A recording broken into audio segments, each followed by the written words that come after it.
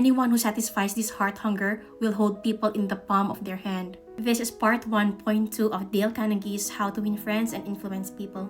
The author writes that the only way to get anyone to do anything is to make them want to do it, by giving them what they truly want. And what is it that people want? According to Sigmund Freud, aside from our physiologic needs, nearly everything we do springs from two primary motives: the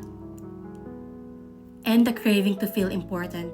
This longing is seldom gratified. Abraham Lincoln once began a letter by saying, "Everybody likes a compliment." And William James observed that the deepest principle in human nature is the craving to be appreciated. It is not superficial, it's an emotional and spiritual longing embedded into our very own being. The individual who understands this and sincerely satisfies this hunger in others gains extraordinary influence, not through manipulation, but through understanding and grace. Even Shakespeare, the mightiest of the might, tried to add luster to his name by procuring a coat of arms for his family, not for wealth, but for legacy. Others tragically take darker paths just to feel seen. Some become invalids in order to win sympathy and get the feeling of importance. For example is Mrs. McKinley, who forces her husband, the President of America, to neglect important affairs of the state to soothe her to sleep and feed her desire for attention. In more extreme cases, people retreat to mental illness, into a world where their denied dreams are lived out in fantasy. One woman, rejected by her husband and life's circumstances, imagined herself living the life she was refused. Her doctor believed that restoring her to reality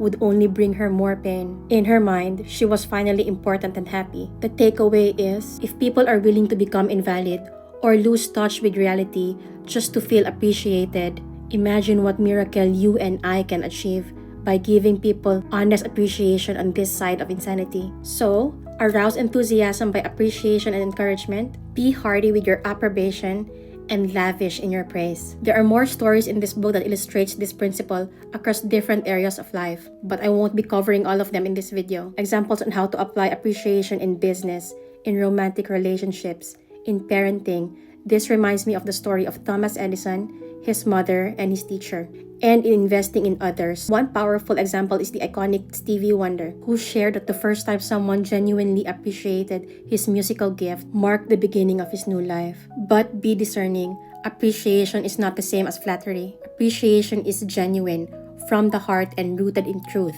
It builds people up, while flattery is selfish, from the lips, and is often manipulative. Flattery may work temporarily, but it withers under scrutiny. Discernment sees through the flattery, as the wisdom in the book of life say. This ties directly to sincere appreciation and making others feel valued. A reminder of how powerful encouraging words can be. It helps reframe appreciation as an act of humility and love, not manipulation. A command to strengthen others through encouragement, just like Carnegie teaches. A deep truth, even appreciation must be handled with integrity. Till next time, God bless.